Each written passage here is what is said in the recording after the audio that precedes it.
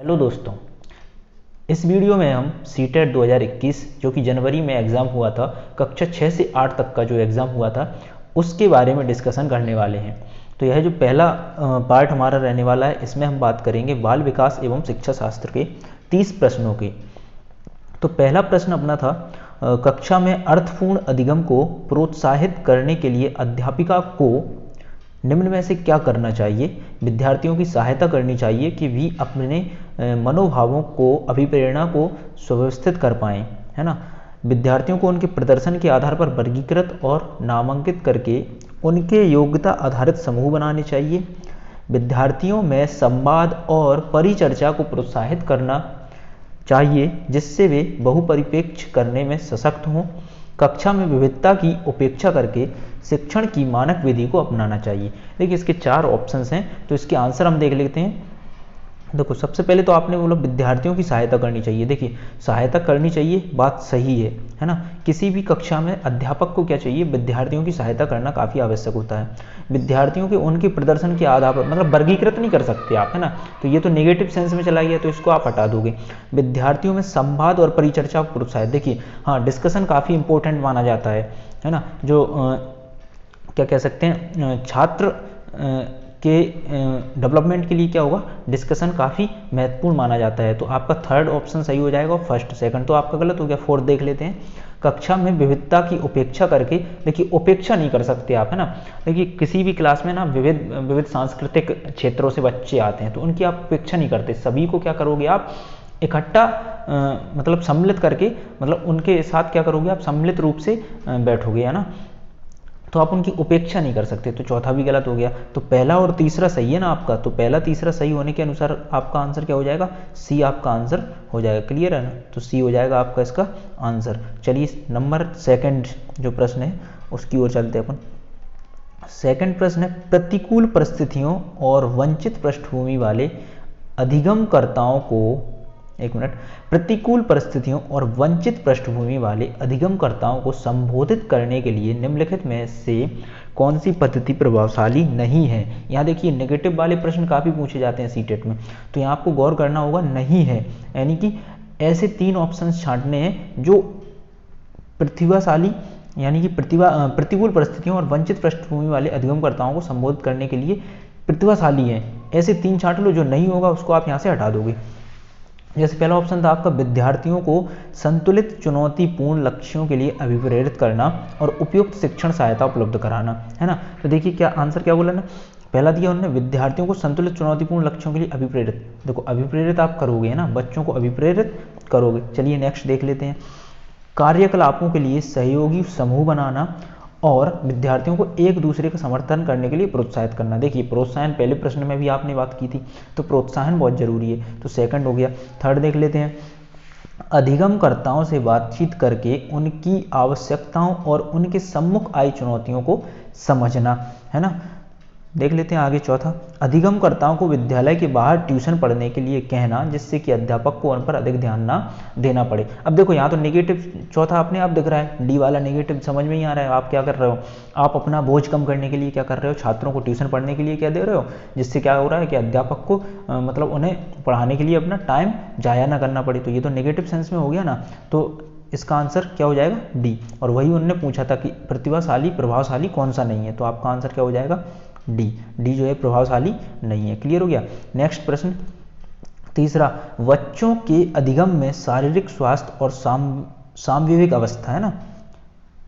देख लेते हैं, बच्चों के अधिगम में शारीरिक स्वास्थ्य और सामवेगिक अवस्था का कोई आपसी संबंध नहीं है, कि भूमिका नगण्य है, का कोई प्रभाव नहीं होता है, कि एक महत्वपूर्ण भूमिका है। अब देखिए, जब बच्चों का अधिगम होता है उसमें क्या होता है, अगर उनका शारीरिक स्वास्थ्य अच्छा होगा और उनका ये जो सामवेगिक अवस्था है या उनकी सोचने की क्षमता जो है वो जितनी अच्छी होगी उतना अच्छा वो क्या करेंगे, किसी भी अधिगम में परफॉर्मेंस करेंगे। यानी कि सीखना, अधिगम यानी होता है लर्निंग या सीखना, तो सीखने के लिए शारीरिक स्वास्थ्य का होना काफ़ी आवश्यक होता है। तो देखिए, यहाँ से उन्होंने बोला कि कोई आपसी संबंध नहीं है, तो ये तो गलत हो गया, क्योंकि संबंध होता है। कि भूमिका नगण्य भूमिका तो होती नहीं है, अगर स्वास्थ्य अच्छा नहीं होगा तो बच्चे परफॉर्मेंस भी अच्छे से नहीं कर पाएंगे। का कोई प्रभाव नहीं होता है, ये भी निगेटिव हो गया, तो ये तो गलत हो गया। महत्वपूर्ण भूमिका होती है, तो क्या हो गया, जब बच्चे किसी चीज़ को सीखते हैं तो उसमें उनके शारीरिक स्वास्थ्य और सामवेगिक अवस्था का काफ़ी अधिक या इम्पोर्टेंट रोल होता है। तो इसका आंसर हो जाएगा आपका डी, है ना। क्या हो जाएगा आंसर? डी। देखिए क्या होता है कि बच्चे जो हैं अधिगम में शारीरिक स्वास्थ्य और सामवेगिक अवस्था की महत्वपूर्ण भूमिका मानी जाती है, क्योंकि क्या होता है कि बच्चों का जो स्वास्थ्य है एवं सामवेगिक जो अवस्था है उसमें अधिगम को प्रत्यक्ष एवं अप्रत्यक्ष रूप से निश्चित ही प्रभावित यह करता है। यहाँ पर क्या होगा, स्वास्थ्य एवं सामवेगिक रूप से स्थिर जो बालक होता है क्या सरल रूप से जो है सीखने की प्रक्रिया में भाग लेता है, इसलिए उसका स्वस्थ होना काफ़ी आवश्यक माना जाता है। चलिए नेक्स्ट क्वेश्चन देखते हैं। क्वेश्चन नंबर 4, कक्षा में प्रभावशाली अधिगम के लिए डैश वातावरण की रचना करनी चाहिए बजाय डैश वातावरण की। देखिए क्या होता है, इसमें आप ऑप्शंस देख लेते हैं कि कक्षा क्या है, प्रभावशाली अधिगम मतलब एक ऐसा अधिगम जिसमें आप क्या करो, मतलब काफ़ी अच्छा, मतलब बहुत अच्छे से आप जिसको सीख सको, है ना। तो उसके लिए आपको किस प्रकार का वातावरण चाहिए, यह पूछा उन्होंने। भयावह मतलब डरावना वातावरण होगा, ये तो वैसे ही गलत हो गया, है ना। प्रतिस्पर्धक, देखिए प्रतिस्पर्धा होनी चाहिए, मान लिया प्रतिस्पर्धा होनी चाहिए, तो इसको अपन देख लेते हैं। नेक्स्ट देखते हैं, सहयोगिक, बिल्कुल सही है, सहयोगिक वातावरण होना चाहिए, सही है। और प्रतिस्पर्धक, देखिए अब क्या होता है, प्रतिस्पर्धा जरूरी है लेकिन हर जगह प्रतिस्पर्धा जरूरी नहीं होती, है ना। तो अधिगम के लिए आप प्रतिस्पर्धा को इंपॉर्टेंस नहीं दोगे, तो इसमें आपका आंसर क्या हो जाएगा कि अधिगम के लिए जो है वातावरण कैसा होना चाहिए, सहयोगपूर्ण होना चाहिए। जैसे अगर किसी बालक को या किसी बच्चे को कोई चीज़ आ नहीं रही है तो उसे आप क्या करो, उसे जो टीचर है या उसके जो पीयर ग्रुप हैं या उसके साथ में जो पढ़ने वाले बच्चे हैं वो क्या करेंगे, उसकी सहायता करेंगे। तो वातावरण कैसा होना चाहिए, सहयोगपूर्ण वातावरण, है ना। तो सहयोगपूर्ण वातावरण की रचना करनी चाहिए बजाय किसकी, प्रतिस्पर्धात्मकता के, है ना। प्रतिस्पर्धा जरूरी है लेकिन यहाँ इतनी इंपॉर्टेंस प्रतिस्पर्धा की नहीं मानी जाएगी, यहाँ आप इंपॉर्टेंट किसको मानोगे, सहयोगात्मक, क्योंकि जब बच्चा छोटा होता है तो उसमें कोई प्रतिस्पर्धा नहीं रहती है ना। जीरो से आप समझ सकते हो ना, जो क्या बोलते हैं प्राइमरी जो बालक होता है नॉर्मली 10-12 साल का बच्चा होता है, 6 से 12-15 साल का, तो वहाँ पर इतनी प्रतिस्पर्धा इंपॉर्टेंट नहीं मानी जाती, वहाँ पर वातावरण जो है सहयोगात्मक होना चाहिए। तो इसका आंसर आपका क्या हो जाएगा, आंसर हो जाएगा आपका सी। क्लियर है, आंसर हो जाएगा सी। चलते हैं नेक्स्ट क्वेश्चन, 5वां, निम्नलिखित में से कौन सा उदाहरण विद्यार्थियों को अधिगम के लिए अभिप्रेरित करने के लिए प्रभावशाली पद्धति है। निम्नलिखित में से कौन सा उदाहरण विद्यार्थियों को अधिगम के लिए अभिप्रेरित, यानी अधिगम यानी सीखने के लिए अभिप्रेरित करने के लिए प्रभावशाली, मतलब सीखने के लिए ऐसी कौन सी पद्धति जो है प्रभावशाली है। चारों ऑप्शन दिए हैं, आप देख सकते हैं। वे कार्य देना जो कि बहुत सरल हो। दूसरा, प्रतियोगिताओं के लिए बहुत से अवसर उत्पन्न करना। देखते हैं, पाठ उपलब्ध कराना, विशेषकर जब विद्यार्थी कोई नया कौशल सीख रहा हो। डी, सीखने से ज़्यादा कार्य पूर्ण करने पर बल देना। अब देखो पहला ऑप्शन आपने देखा, वह कार्य देना जो बहुत सरल हो। देखिए काफ़ी आसान और सरल कार्य तो आप दोगे तो उससे क्या होगा, बच्चे को अपना दिमाग यूज ही नहीं करेगा वो, है ना। तो जब आप बच्चे को कंस्ट्रक्टिव बनाते हो, पियाजे भी बोलते हैं जैसे कि बच्चों को क्या करना है, आपको कंस्ट्रक्टिव यानी उनकी सोचने की क्षमता का विकास करना है, तो उसके लिए आपको कुछ ऐसे कार्य उन्हें देने होंगे जिससे वो क्या करें, उसमें अपने दिमाग का प्रयोग करें, जिससे वो मतलब नए नए कंस्ट्रक्टिव थॉट्स का उपयोग करें। तो ये तो आपका ऑप्शन गलत हो जाएगा। बी ऑप्शन था, प्रतियोगिताओं के लिए बहुत से अवसर उत्पन्न कराना। देखिए ऊपर वाले प्रश्न में आपने देखा कि प्रतियोगिताएं जरूरी हैं लेकिन इतनी भी नहीं कि उनसे क्या हो, उनके अंदर मतलब एक ऐसी भावना हो जाए कि नहीं मैं तो हार जाता हूँ, ये जीत जाता है। तो प्रतियोगिताएं जरूरी हैं लेकिन काफ़ी अधिक मात्रा में आप प्रतियोगिताएं नहीं करते। पाठ उपलब्ध, पाठ का मतलब होता है हेल्प, है ना। पाठ उपलब्ध कराना, विशेषकर जब विद्यार्थी कोई नया कौशल सीख रहा हो। देखो जब कोई नई चीज़ सीखता हो ना, ऐसे समय पे क्या होना चाहिए, उन्हें क्या होना चाहिए, संरचनात्मक या आधारभूत ज्ञान उपलब्ध कराना अनिवार्य होता है। तो इसका आंसर आपका क्या हो जाएगा, सी, है ना। अधिगम प्रक्रिया के दौरान क्या होता है, विद्यार्थियों को अधिगम के लिए अभिप्रेरित जब हम करते हैं तो उसके लिए कुछ आधारभूत संरचनात्मक, जो कि पाण जिसे हम बोलते हैं, पाण का अर्थ क्या होता है, कुछ ऐसी आधारभूत चीज़ें सिखा देना। जैसे आपने बोला गुणा, है ना, बच्चों को अगर अपन को गुणा करना सिखाना है तो गुणा करने के लिए सबसे पहले उन्हें टेबल आना चाहिए। जैसे 3 × 2 करना है तो अब इसमें आपको या तो 2 का टेबल आना चाहिए या 3 का टेबल। अब इसमें आप क्या करोगे, जो आधारभूत संरचना है कि आप बोलोगे कि 3 का मल्टीप्लाई 2 में करेंगे तो 3:2 6 आएगा। तो इस प्रकार अगर मान लो प्लस सिखाना है अपन को तो 4 + 2, है ना। जैसे आप बोलेंगे प्लस सिखाना है, जैसे 42 में आपने बोला 36 ऐड करना है, तो आप क्या करोगे, सॉरी एक सेकेंड,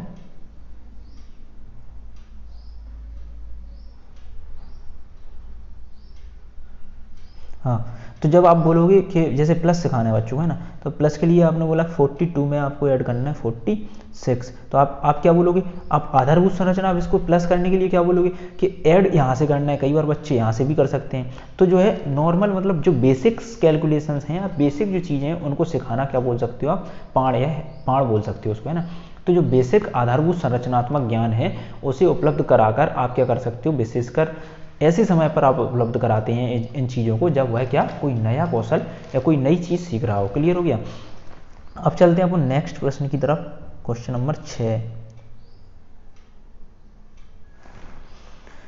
क्वेश्चन नंबर 6, बच्चों के चिंतन के विषय में निम्नलिखित में से कौन सा कथन सही नहीं है।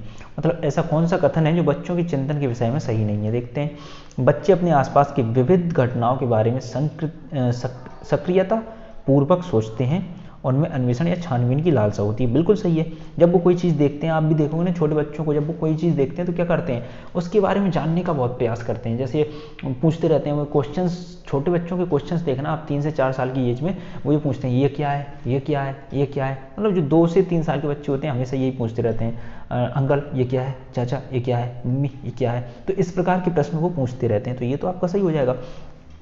बच्चे अपने आसपास की वस्तुओं को जानने के लिए जन्मजात जिज्ञासु होते हैं। बिल्कुल सही। जीन पियाजे ने क्या बोला था कि वो जन्मजात जिज्ञासु होते हैं। ठीक है ना। सी देखते हैं, बच्चे अपने आसपास की विविध घटनाओं के बारे में स्वयं अपने सिद्धांतों की रचना करते हैं। देख लेते हैं, बच्चे प्रत्ययों को स्वयं नहीं सोच सकते और अध्यापक की मूल भूमिका उन्हें जानकारी उपलब्ध कराना है। देखिए क्या होता है कि देखो ए और बी तो आपका सही हो गया था। सी देखते हैं, बच्चे अपने आसपास की विभिन्न घटनाओं के बारे में स्वयं अपने सिद्धांतों की, जब वो कोई चीज़ देखते हैं तो वो सोचते हैं ये क्या है। जैसे मान लो उन्होंने तारा देखा तो सोचते हैं ये कैसे चमक रहा, इसमें आग कैसे लग रही है ना, ये लाइट कैसे चमक रही, सोचने लग जाएंगे। हो सकता है ये बल्ब है, आसमान में किसी ने बल्ब लगा दिया। तो इस प्रकार के प्रश्न, उनके सिद्धांत जो हैं स्वयं उनके अंदर आते रहते हैं। अब डी इसका ऑप्शन सही हो जाएगा। क्यों, उन्होंने नहीं पूछा ना, तो 3 तो ऊपर के आपके सही थे, तो ये गलत हो गया, इसलिए कथन ये आपका हो जाएगा डी वाला। डी में क्या होता है, क्या बोल रहा है वो, चिंतन क्या होता है, चिंतन एक उच्च प्रकार की बौद्धिक क्रिया मानी गई है जो सामान्यतः तब प्रारंभ होती है जब व्यक्ति के समक्ष कोई समस्या अथवा चुनौती हो, है ना। मतलब चिंतन आप कब करोगे, जैसे आपको मान लो आपको बोला जाए कि ये 2 मंजिला छत है, इस पर ना सीढ़ी है और ना ही आपके लिए कोई मतलब मैनुअल सीढ़ी है और ना ही आप जो है लकड़ी वगैरह का कोई उपयोग करोगे सीढ़ी लगा के जिससे आप इस पर चढ़ जाओगे, तो कैसे चढ़ोगे। अब जैसे आपसे बोल दिया कि इस पर चढ़ना है तो आप क्या करोगे, अब आप अपना चिंतन लगाओगे दिमाग सॉरी कि इस पे यार सीढ़ी तो है नहीं, तो क्या करें, चलो ऐसा करते हैं दरवाजे से चढ़ जाते हैं, खिड़की पे चढ़ जाएंगे, खिड़की से लेके पाइप पकड़ के या जैसे भी करके इस पर आप दिमाग लगाओगे किस प्रकार से आप इस पर चढ़ सकते हो, है ना। तो इसलिए आपका क्या बोलोगे, आप जब चिंतन आप करते हो तो क्या करोगे, आप अपने दिमाग का उपयोग करने लगते हो। ऐसी स्थिति में व्यक्ति उस समस्या के समाधान हेतु विभिन्न उपायों एवं साधनों के बारे में विचार करने लग जाता है। इसी प्रकार बच्चे करते हैं। बच्चे क्या करेंगे, अपनी आसपास की वस्तुओं को जानने के लिए क्या करते हैं, अपना स्वयं के सिद्धांतों की रचना करने लग जाते हैं। ठीक है ना। अब चलते हैं नेक्स्ट 7 की ओर। अधिगम एक डैश और एक प्रक्रिया है। देखिए अधिगम क्या है, अधिगम कैसी प्रक्रिया है, इसके बारे में इन्होंने क्वेश्चन पूछा है। तो अधिगम के बारे में बोला है, अधिगम क्या है, सरल और व्यक्तिगत हो सकता है, जटिल या निष्क्रिय। देखो निष्क्रिय तो हो नहीं सकता भाई साहब, अधिगम निष्क्रिय नहीं हो सकता। क्लियर। जटिल और सक्रिय, देखिए सक्रिय प्रक्रिया होती है, बिल्कुल सही बात है, रैखिक नहीं होती है ना, सरल भी नहीं होती, तो जटिल और सक्रिय। तो इसका आंसर आपका क्या हो जाएगा, सी। अधिगम एक जटिल एवं सक्रिय प्रक्रिया है। मनुष्य जीवन भर क्या करता है, कुछ ना कुछ सीखता रहता है, धीरे धीरे स्वयं को वातावरण के साथ समायोजित वह अपने आप को कर लेता है तथा विभिन्न अनुभवों की वजह से मनुष्य क्या करेगा, स्वाभाविक रूप से जो परिवर्तन होता है। अच्छा अधिगम होता क्या है, अधिगम क्या होता है, थोड़ा इसको जानने का प्रयास करते हैं। जब भी आप क्या करोगे, अपने अनुभवों की वजह से, जो आपके पुराने जो अनुभव हैं उनकी वजह से कुछ नई चीज़ सीखते हो ना, या आपके जो स्वभाव या आपके दिमाग या जो आपका मन है उसमें जो परिवर्तन होता है उसे आप अधिगम या सीखना कहते हो, है ना। तो अधिगम जो है वो एक जटिल प्रक्रिया तो होती है, साथ ही ये कैसी सक्रिय होती है ना, मतलब चलती रहती है, ऐसा नहीं है कि रुक जाती है। क्लियर हो गया। तो आंसर इसका हो जाएगा आपका सी। चलते हैं नेक्स्ट प्रश्न की ओर। 8वां प्रश्न है अपना, अपनी कक्षा में अर्थपूर्ण अधिगम को सुसाध्य बनाने के लिए अध्यापिका को अपनी कक्षा में सामाजिक, सांस्कृतिक, धार्मिक, भाषीय विविधता को समझना चाहिए, अनदेखा करना चाहिए, टालना चाहिए, अपेक्षित करना चाहिए। देखिए जब भी आप बाल विकास पढ़ते हो ना, तो इसमें आप नेगेटिव चीज़ों का बहुत ध्यान रखना। नेगेटिव जो चीज़ें होती हैं उनको तो नकार दिया जाता है सिरे से, है ना। तो जब भी इस प्रकार का प्रश्न पूछा जाएगा तो आप क्या करोगे, हमेशा पॉजिटिविटी की ओर ध्यान दोगे। तो पॉजिटिव आपको क्या दिख रहा है यहाँ, देखिए क्या करोगे आप, अनदेखा तो कर नहीं सकते, टाल भी नहीं सकते, अपेक्षित भी नहीं कर सकते, मतलब क्या करना है, समझना है। तो आंसर क्या हो जाएगा, ए, समझना चाहिए। अब चलते हैं नेक्स्ट प्रश्न की तरफ। नेक्स्ट है आपका 9वां प्रश्न। एक कक्षा में अध्यापिका अपनी शिक्षा शास्त्र व आकलन की विधियों को विद्यार्थियों की व्यक्तिगत जरूरतों के अनुसार परिवर्तित करती है, ठीक है ना। तो यह किस प्रकार की शिक्षा है, देखिए पाठ्यपुस्तक केंद्रित, व्यवहारवादी, अध्यापक केंद्रित या प्रगतिशील। देखो प्रश्न अच्छे से पढ़ते हैं। अध्यापिका क्या कर रही है, अपनी शिक्षा शास्त्र व आकलन की जो विधि हैं उन्हें विद्यार्थियों की व्यक्तिगत जरूरतों के अनुसार परिवर्तित कर रही है। मतलब जो विद्यार्थी हैं क्लास में, उनकी जो व्यक्तिगत यानी अलग अलग प्रकार के विद्यार्थी हर क्लास में उत्पन्न रहेंगे, है ना। 15 से 20 या जो भी जितने भी विद्यार्थी हैं वो अलग अलग पृष्ठभूमि से आए हुए हैं, तो उनको अलग अलग इंडिविजुअल डिफरेंस के हिसाब से अध्यापिका क्या कर रही है, उन्हें अपना ज्ञान दे रही है ना। मतलब वो अपने हिसाब से नहीं दे रही है कि भाई किताब में लिख दिया ये लो 2 + 2 4, तो उन्हें ऐसा नहीं पढ़ा रही है। वो कैसे पढ़ा रही है, वो बता रही है कि भाई 2 + 2 4 तो होते हैं। अब हो सकता है वो अलग अलग तरीक़ों से समझाए उन्हें, है ना। हो सकता है 2 तीली ले ले और 2 बॉल ले ले, और 2 तीली 2 बॉल को जोड़ के बता दे, आप गिनो, बोले 2 और 2 इतना हो गया, 4 हो गया। ऐसे अलग अलग प्रयोग करके वो अलग अलग तरीके से उनको समझा रही है। तो इस प्रकार की शिक्षा को आप प्रगतिशील शिक्षा बोलते हैं ना। ये अध्यापक केंद्रित नहीं होती, ये कैसी होती है, छात्र केंद्रित होती है। तो इसलिए आप क्या बोल दोगे, प्रगतिशील शिक्षा। क्लियर हो गया। और जो प्रगतिशील शिक्षा है ना, ये किसने दी थी, यहाँ से प्रश्न कई बार पूछ सकते हैं। तो जॉन डीवी, है ना, जॉन डुई जिसे हम बोलते हैं, जॉन डुई एक मनोवैज्ञानिक थे, उन्होंने जो है प्रगतिशील शिक्षा को दिया था। तो आपका एक प्रश्न यहाँ से ये तैयार हो जाएगा कि जॉन डुई ने प्रगतिशील शिक्षा के प्रणेता या जनक कौन है, तो वो है आपके जॉन डुई, है ना। इसमें क्या करेंगे आप, जो छात्र है या जो बच्चे हैं उनके समग्र विकास की ओर आपको ध्यान देना होगा, जिससे उनका क्या हो सके, समग्र विकास किया जा सके। क्लियर। चलते हैं 10वें प्रश्न की ओर। बच्चों का विद्यालय में असफल होना साबित करता है कि इन बच्चों में आनुवांशिक पैदाइशी कमियां हैं और उन्हें विद्यालय से निकाल देना चाहिए। देखिए अभी बोला था ना, नेगेटिव चीज़ें नहीं करेंगे, तो नेगेटिव निकाल देना चाहिए, हो नहीं सकता ना ऐसा। तो कैसे निकाल सकते हो, उन्हें आपको समझना होगा ना। ऐसे तो बच्चे तो घर बैठ के ही पढ़ लेंगे, तो उन्हें आपको क्या करना होगा, क्लास में समझना होगा। ऐसे नहीं कि वो समझ नहीं रहे या सीख नहीं रहे तो आप उनको निकाल दो, है ना। आपको नए नए तरीके आजमाने होंगे जिससे वो सीख सकें। सूचित करता है कि अभिभावकों में अपने बच्चों के अधिगम में सहायता करने का सामर्थ्य नहीं है। तो नेगेटिव चीज़ें नहीं लेते अपन, इसको काट दो। प्रस्तावित करता है कि वंचित पृष्ठभूमि वाले बच्चों में अधिगम का सामर्थ्य नहीं होता है, ये भी नेगेटिव हो गया, इसको भी हटाओ। तो निर्दिष्ट करता है कि विद्यालय इन बच्चों की आवश्यकताओं और रुचियों की पूर्ति करने में समर्थ नहीं है, ठीक है ना। तो बच्चे तो समर्थ हैं लेकिन विद्यालय ही समर्थ नहीं है, तो ये आंसर हो जाएगा आपका, है ना। क्योंकि विद्यालय में आ रहा है ना, विद्यालय असफल क्यों हो रहा है, विद्यालय की कमी है ना ये तो आंसर इसका डी हो जाएगा। चलिए ये 10 प्रश्न थे।